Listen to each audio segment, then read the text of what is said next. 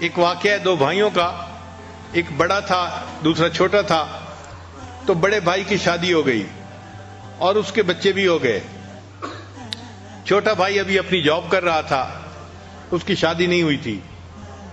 ان کے والد فوت ہو گئے تو والد کی زرعی زمین تھی، وہ ان دونوں بھائیوں نے آدھی آدھی تقسیم کر لی.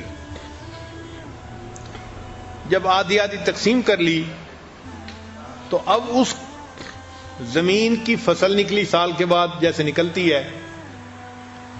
تو بڑے بھائی نے بھی اپنی فصل کو سمیٹا اور چھوٹے نے بھی سمیٹا. مگر جب رات آئی تو بڑے بھائی نے سوچا کہ میرے ساتھ بیٹے بھی ہیں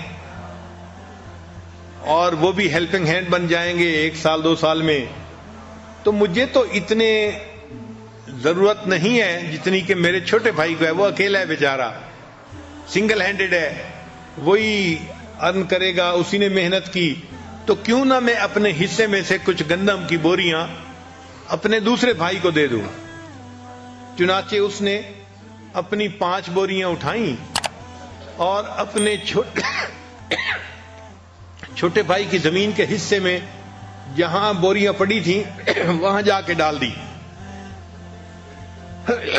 اللہ کی شان، جب رات کا آخری حصہ آیا تو چھوٹے بھائی کے دل میں بھی یہی خیال آیا کہ ہم 2 بھائی ہیں اور ہماری زمین آدھی آدھی ہے، لیکن میں تو اکیلا ہوں، میری تو ضرورت اتنی نہیں ہے.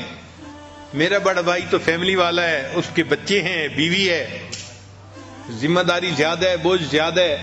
کیوں نہ میں اپنی گندم میں سے کچھ گندم اس کے حصے میں ڈال دوں تو اس کو فائدہ ہو جائے گا. چنانچہ اس نے بھی 5 بوریاں اٹھائیں اور بھائی کی بوریوں میں جا کے اس کو رات کو ڈال دیا.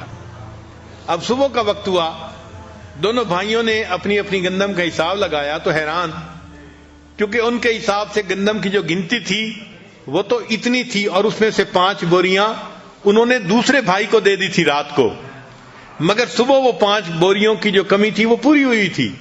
تو دونوں بھائی اس پر بڑے حیران ہوئے کہ پتہ نہیں گندم ہماری 5 بوریاں کم ہونی چاہیے تھیں، یہ کم کیوں نہیں ہے. اگلی رات آئی تو دونوں بھائیوں نے سوچا کہ آج ہم پھر گندم جو ہے نا اپنے بھائی کے کھیت میں ڈال کے آتے ہیں.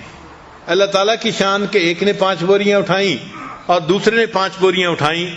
جب دونوں ایک دوسرے کی زمین پہ ڈالنے کے لیے جانے لگے تو راستے میں ایک دوسرے سے ملاقات ہو گئی. ایک نے بھی 5 بوریاں اٹھائی ہوئی تھیں ٹریکٹر پہ، دوسرے نے بھی اٹھائی ہوئی تھیں. وہ اپنے بھائی کے حصے میں ڈالنے جا رہا تھا اور یہ اپنے بھائی کے حصے میں ڈالنے جا رہا تھا.